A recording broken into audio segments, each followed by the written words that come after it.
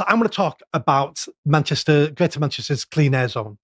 So for people who don't know what it is, it's basically Greater Manchester's version of the ULEZ, except in Greater Manchester, it's being targeted at commercial vehicles only to begin with.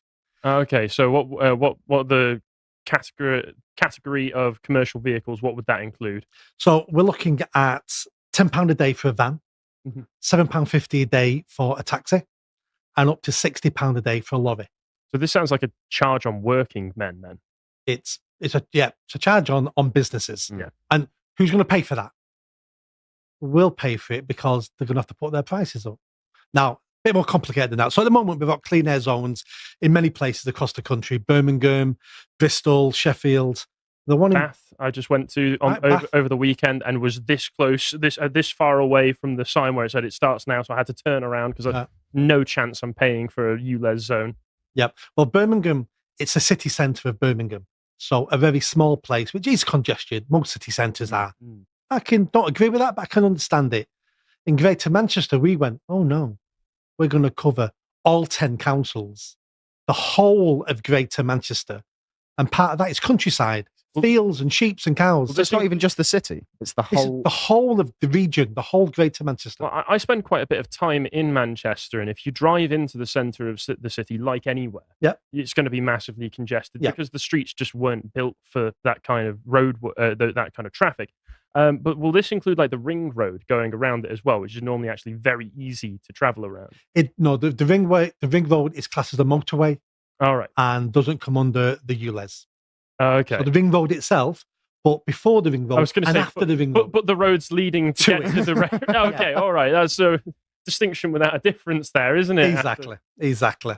Now, we've been asked this question before about did we want a congestion charge in Greater Manchester? If you click the next link. And it was a decade ago, and we said no. The whole of Greater Manchester was asked, and 79% of people voted we didn't want congestion charge in Greater Manchester. Nobody wants a congestion charge. So what did the government do? What did our politicians do? Like they did what they always do. They went away, think, right, got the wrong result. We're not going to ask them again. We're going to rebrand it. So we're not going to call it a congestion charge. We're going to call it a clean air zone. That sounds nice. Because who's against clean air? We'll bring it back and we won't do a referendum. So that's how we've got this now. So it was also the government. So it was a Tory government again. Let's go back to Tory government. So let's not just blame a Labour mayor for this in Greater Manchester.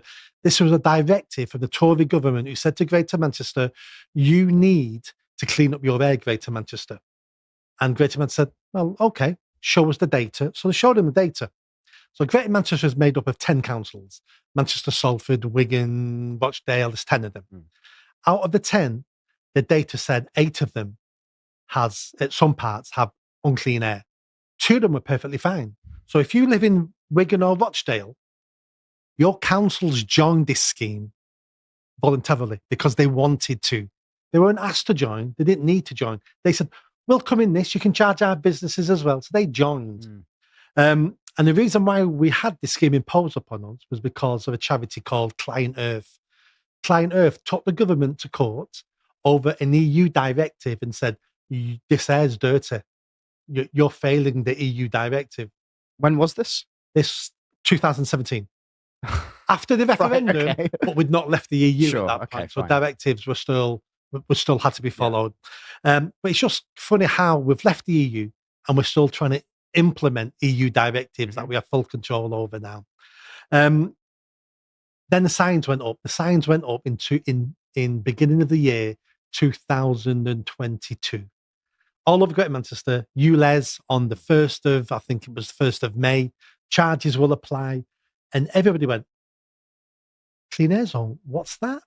What am I charging for? So people looked into it.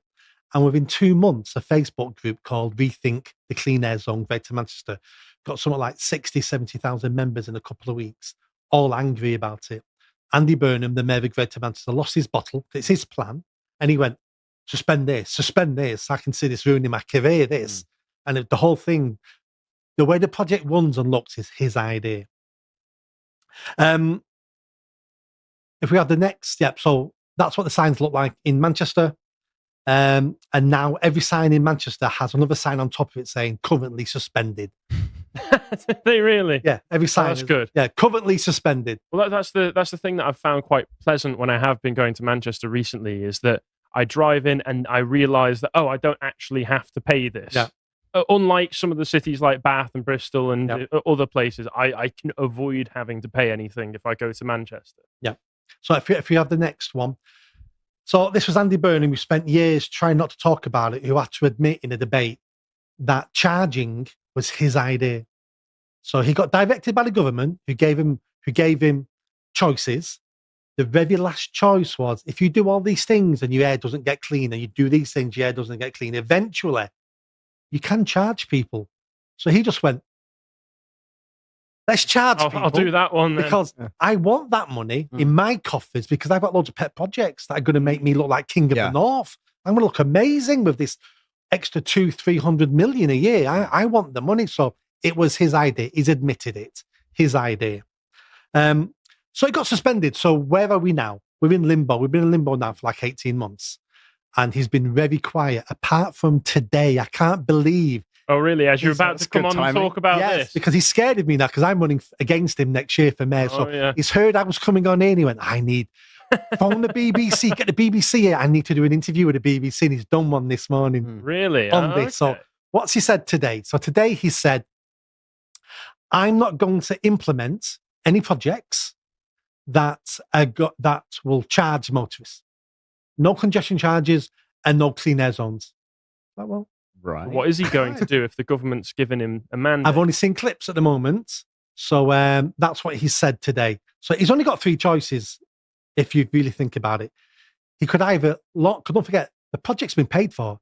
They reckon they've spent 100 million so far on cameras, contracts, signage. You can imagine setting up for the whole of how expensive that is. Yeah, that's it.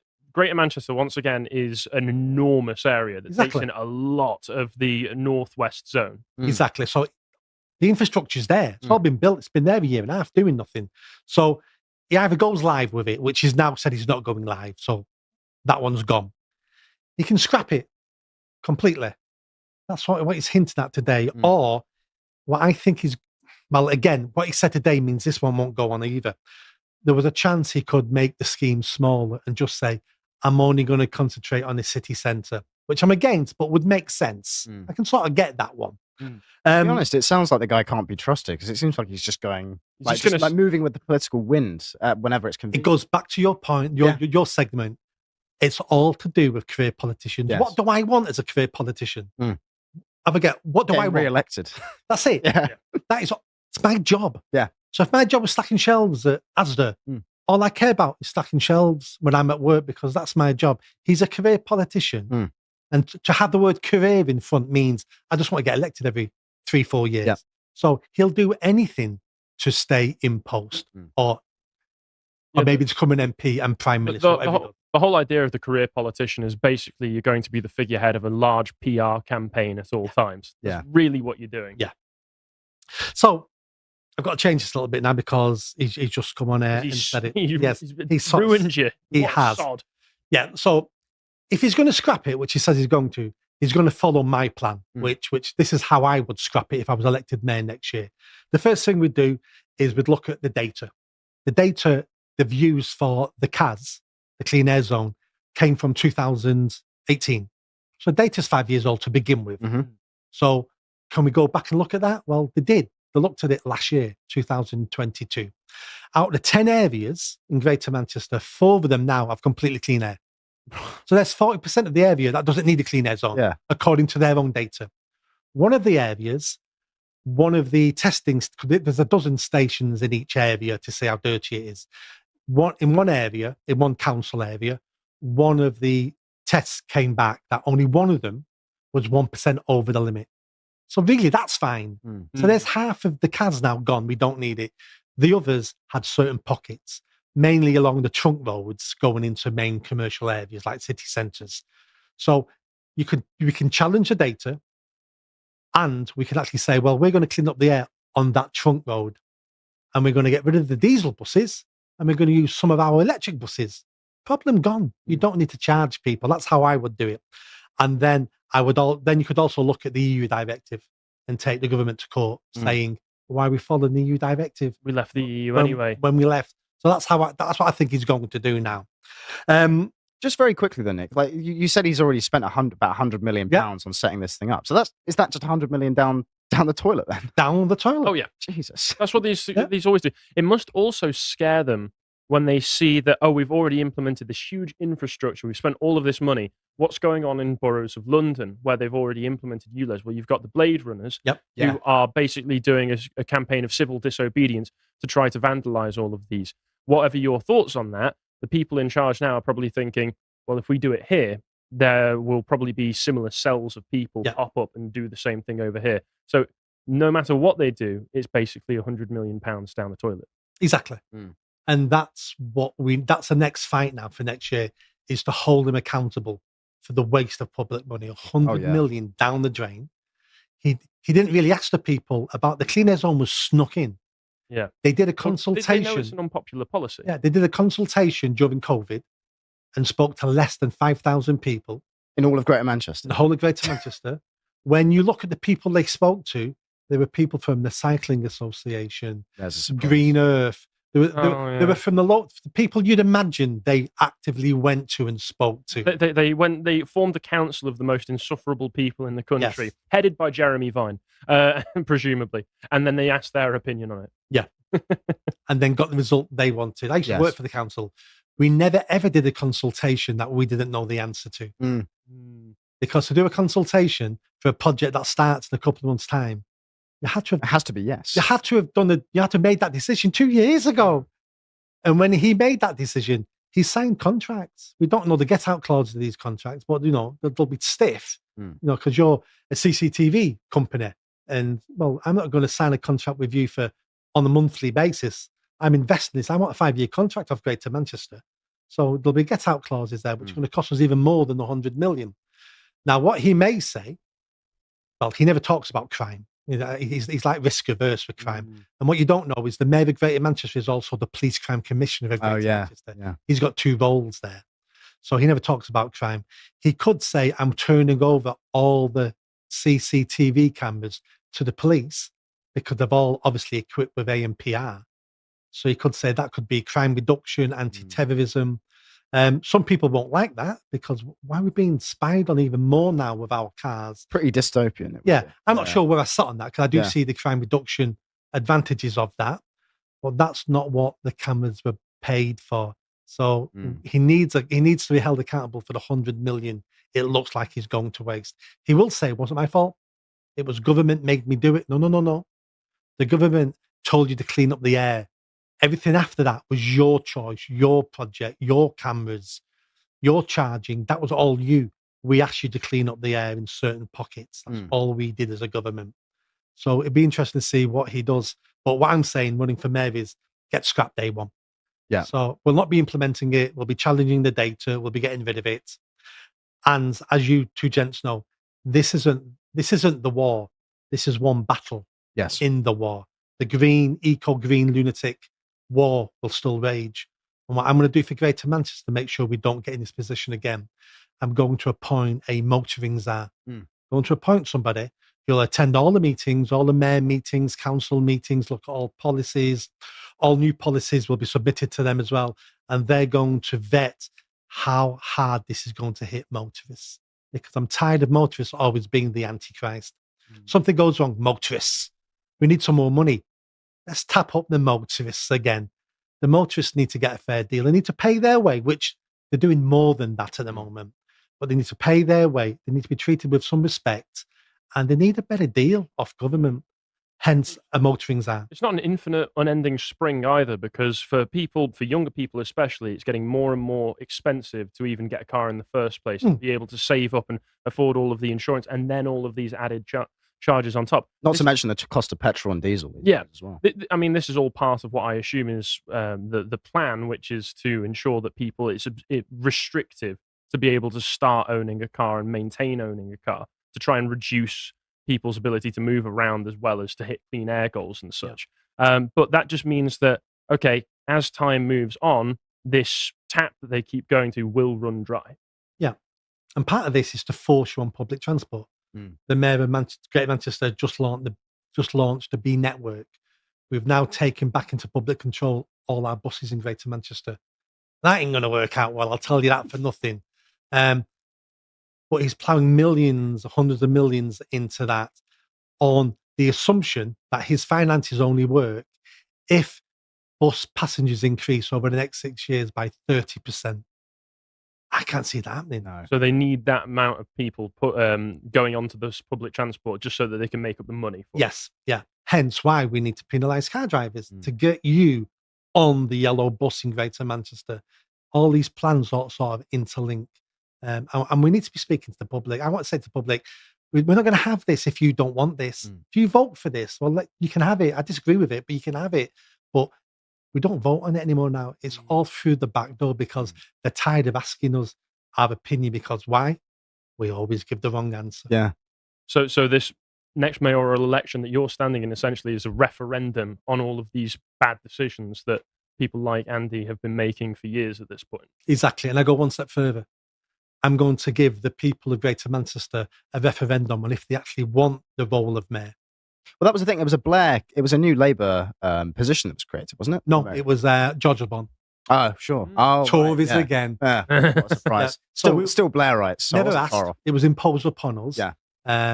And people in Greater Manchester are quite negative towards it, as in we were never asked. And we've got this guy ruling us now. We're never asked. I'm going to give them a referendum. If you don't want the role, we'll scrap it. And we'll give Westminster a headache about how they scrap it, what happens to the powers. But if the people say you don't want it, well, scrap my job. I'm not in it to be mayor. I'm not in it to be a politician. I'm in it for change. So if you don't want a mayor, then let's get rid of the position. It's very noble, Nick. Yeah. Oh, it's the words of a man who actually cares about Manchester and Greater Manchester and wants it to be a wonderful place for people to live. Yep. And back to your section.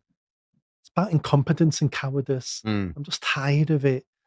I am. I'm just tired. It doesn't take much to make change. It just takes some great determination and not being a coward and not putting your career first and your feelings first. I want to put the region first. I'll do the heavy lifting, and the people who come after me then will have an easier job and can do some good changes. But the heavy lifting needs to be done first, and I don't mind doing that. So that's me. So if you live in Greater Manchester, vote for me next year.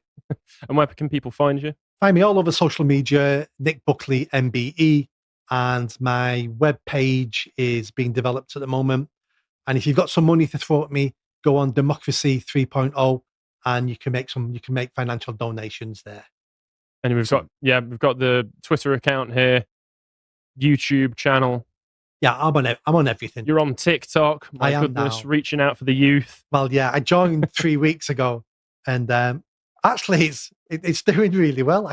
I don't go on it till what anyone else puts on it, but I put my stuff on it, and that one got 23,000. Yeah. Another one's got 50,000. Piccadilly Gardens. I've spent a lot of time at Piccadilly Gardens over the years, and there's some worrying videos that I've seen coming out of it recently where there have been very, very young girls hanging around with people. Drug dealers. Yeah, drug dealers. Drug dealers, and obviously these girls are below age, and then the police are standing around just watching it happen, and then people who go up and confront say, "What are you doing?" They're the ones that get taken over by the police. It's absolutely absurd. What I try to get the police to do when I was based in police stations it's called prevention. Don't wait until those suspected criminals do something with these girls. Intervene now. Yeah. Speak to them. What are you doing? Why are you here? You girls need to get on. In fact, girls, I'm taking your names and address. I'm speaking to your parents. Yeah, that's a much more responsible way of dealing. That's how you police an area. You don't police an area and wait until someone commits a crime. It's too late then. Get in early. Get your presence known. That's how we police Piccadilly Gardens. Yeah, it just makes sense. I've been reading Peter Hitchens' Abolition of Liberty, where he's speaking about the changes in the police force and seeing a few of his clips where he's very, very hard on the fact that the way the police operate these days is that, like you say, they wait for things to happen and then they respond.